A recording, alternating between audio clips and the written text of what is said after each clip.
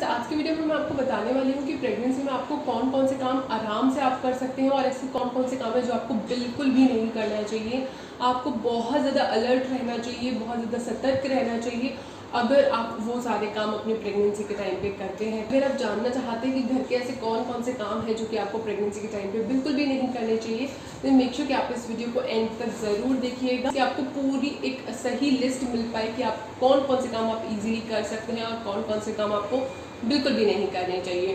तो चलिए हम अपने वीडियो स्टार्ट करते हैं। लेकिन अगर अभी तक आपने हमारे चैनल को सब्सक्राइब नहीं किया है देन मेक श्योर कि सब्सक्राइब करके बेल नोटिफिकेशन प्रेस कर लीजिएगा, आने वाला हर वीडियो का नोटिफिकेशन आपको टाइम से मिलता रहे। तो चलिए हम अपने वीडियो स्टार्ट करते हैं। प्रेगनेंसी का टाइम बहुत ही ज़्यादा डेलिकेट होता है। आप पूरे दिन क्या करते हैं, किस तरीके का आप काम करते हैं, किस तरीके के आप कपड़े पहनते हैं, किस तरीके के आप शूज़ पहनते हैं, किस तरीके का आप खाना खाते हैं, ये सारी चीज़ें बहुत ही ज़्यादा इंपॉर्टेंट होती हैं प्रेगनेंसी के टाइम पे। तो उसी तरह से ये चीज़ होती है कि प्रेगनेंसी में आप किस तरीके के घर के काम जो है वो आप आराम से कर सकते हैं और किस तरीके के काम नहीं कर सकते। पहले हम बात करें कि कौन से काम आप आराम से कर सकते हैं लेकिन उनमें भी आपको क्या क्या प्रिकॉशंस रखने चाहिए।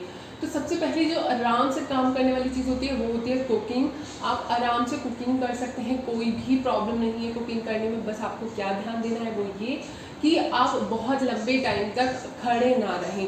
अगर आपकी कुकिंग बहुत लंबा चलने वाली है, अगर आप कुछ ज़्यादा बना रहे हैं, 1-1.5 घंटे का काम है, तो आप बीच बीच में बैठते रहिए। अगर आप कुछ फ्राई करने लगते हैं, टमाटर फ्राई करने के बाद में आप थोड़ी देर आके बैठ जाइए, तब तक वहाँ गैस पे टमाटर होते रहेंगे। इस तरह से आपको थोड़ा सा चेंज करना होगा अपने प्रेगनेंसी के टाइम पे जब आप ये सारे काम कर रहे हैं। लेकिन ये परफेक्टली सेफ है, कोई भी टेंशन लेने वाली बात नहीं है। आराम से यूटेंसिल्स को क्लीन कर सकते हैं, कोई प्रॉब्लम नहीं है। डस्टिंग वगैरह आप आराम से कर सकते हैं, कोई इशू नहीं है। आप झाड़ू पोछा कर सकते हैं, जो डंडे वाले झाड़ू पोछे होते हैं आप उनसे झाड़ू पोछा कर सकते हैं, जिनमें कि आपको ज़्यादा झुकना नहीं पड़ता। तो आप इजीली वो सब काम भी कर सकते हैं। ये आपकी प्रेगनेंसी को और ज़्यादा हेल्दी बनाने में हेल्प करते हैं, क्योंकि अगर आप कुछ भी नहीं कर पाएंगे तो आपको प्रेगनेंसी में काफ़ी ज़्यादा प्रॉब्लम होगी और डिलीवरी में भी काफ़ी ज़्यादा प्रॉब्लम होगी। इसलिए ये सारे काम आप आराम से कर सकते हैं। लेकिन ये सारे काम करते वक्त अगर आपको कहीं भी लगता है कि आपको बहुत ज़्यादा थकान हो रही है या आपके पेट पे प्रेशर पड़ रहा है, तो फिर आप उस काम को तुरंत छोड़ सकते हैं।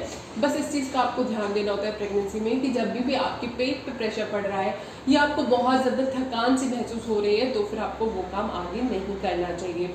अब ऐसे कौन कौन से वो काम हैं जो कि आपको बिल्कुल भी नहीं करने चाहिए अपने प्रेगनेंसी के टाइम पे। में सबसे बड़ी चीज़ ये है कि आपको बैठ के कपड़े नहीं धोने चाहिए। बैठ के कपड़े धोने में बहुत ज़्यादा प्रेशर पड़ता है पेट पे, इसलिए आपको बैठ के कपड़े नहीं धोने चाहिए। आजकल ज़्यादातर घरों में वॉशिंग मशीन्स हैं, आप डेली बेसिस पे वॉशिंग मशीन यूज़ कीजिए, बैठ के कपड़े आप ना धोएं। अगर आपके प्रेगनेंसी में कुछ भी कॉम्प्लिकेशंस हैं तो आप बैठ के पोछा ना लगाएं। वैसे तो ज़्यादातर लोगों को ये रिकमेंड किया जाता है कि आप बैठ के पोछा ना लगाएं अगर हम डॉक्टर वाली बात सुनते हैं। लेकिन अगर हम पुराने लोगों की बात सुनते हैं तो वो कहते हैं कि बैठ के पोछा लगाना बहुत ज़्यादा अच्छा रहता है। अगर मैं अपनी बात करूँ तो मैंने ऑलमोस्ट 5-6 मंथ्स तक बैठ के पोछा लगाया है और मेरे को कोई भी ऐसा प्रॉब्लम नहीं हुआ। जबकि मेरे को नोजिया का काफ़ी प्रॉब्लम रहता था, लेकिन जब भी मैं बैठ के पोछा लगाती थी तो मेरी बॉडी ज़्यादा एक्टिव रहती थी और मुझे ज़्यादा बेटर फील होता था। और मैं कभी ऐसे नहीं करती थी कि मैं पूरे घर में एक साथ ही क्लीनिंग करती थी, मैं कभी ऐसे नहीं करती थी। जब भी मेरे को लगता था कि आज मुझे बहुत ज़्यादा थकान हो रही है तो मैं एक रूम करके रह जाती थी, बाद में कर लेती थी। या फिर अगर मेरे को लग रहा है कि नहीं आज मेरे को थोड़ा बेटर फील हो रहा है, मैं 2 रूम कर सकती हूँ, तो मैं 2 रूम कर लेती थी। बट ऐसा मैंने कभी नहीं किया कि मैंने पूरा घर एक बार में एक साथ एक ही बार में मैंने पूरा घर क्लीन किया हो, ऐसा मैंने नहीं किया। मैंने अपनी बॉडी की सुनी कि मेरी बॉडी किस चीज़ के लिए मुझे अलाउ कर रही है और उसी हिसाब से मैंने काम किया। लेकिन अगर आपको बहुत ज़्यादा थकान लगती है, पेट पे प्रेशर आपको ज़्यादा महसूस होता है, तो फिर आप बैठ के पोछा बिल्कुल भी ना लगाएं। प्रेगनेंसी के स्टार्टिंग में आपको बहुत ज़्यादा ध्यान देना है, सीढ़ियाँ चढ़ने उतरने में बहुत ज़्यादा आपको अलर्ट रहना है। अगर आपकी प्रेगनेंसी में कुछ कॉम्प्लिकेशंस है तो आपको सीढ़ियाँ चढ़ने उतरने से बचना भी होगा।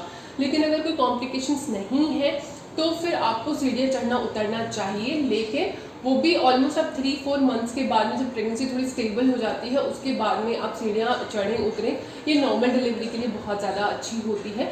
लेकिन अगर आपकी प्रेगनेंसी में अब कोई प्रॉब्लम है या फिर आपको अगेन बहुत जल्दी थकान हो जाती है तो फिर आप इस चीज़ से भी बचें। ऐसे काम घर के ना करें जिनमें आपको बहुत ज़्यादा झुकना पड़ता है, क्योंकि जब आप झुकेंगे तो आपके पेट पे प्रेशर पड़ेगा और ये अगेन आपके लिए बिल्कुल भी अच्छा नहीं है।